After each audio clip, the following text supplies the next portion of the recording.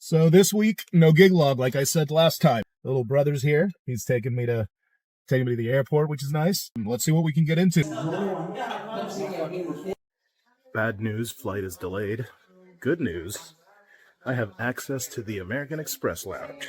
Frienderbender 2024 was held in Salt Lake, Kentucky. After a couple delays that I spent in the MCO lounge, I flew into Atlanta and I made the 7-hour drive to a beautiful cabin that was overlooking a lake about 700 feet above sea level. It's 2 a.m, and we have made it to Salt Lake, Kentucky, which is lower than the previous 2 Frienderbender cabins.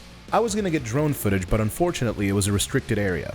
We got into the cabin at 2 a.m. on Friday morning, so we just kind of chilled and got everything ready.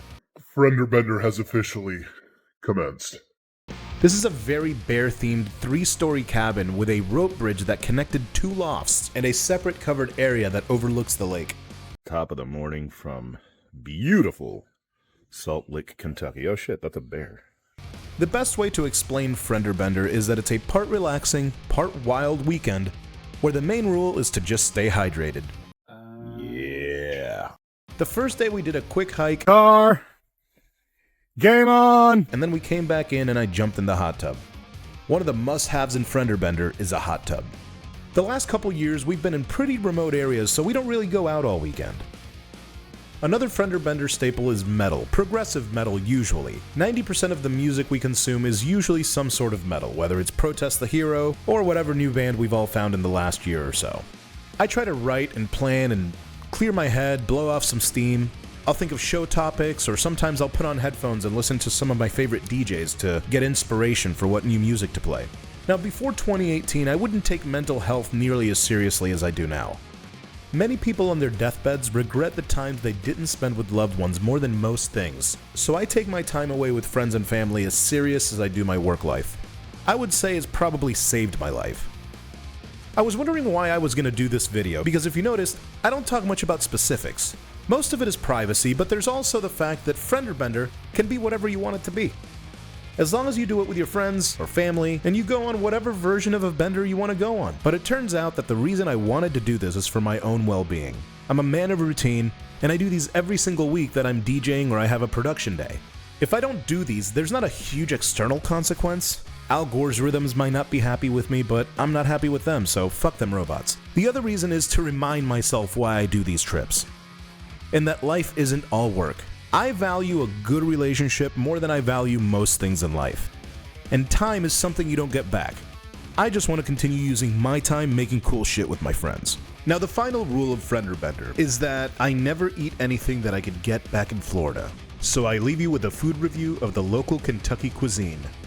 This is the Gorito, and it is from Gold Star Chili. Apparently Gold Star Chili is a well-known chili, good Cincinnati joint, I guess. I don't know, family-owned and operated. And this is their chili Gorito. It's like their chili with Fritos and all kinds of stuff. My mouth is watering thinking about it. Let's give it a try. Very tasty. The chili is awesome.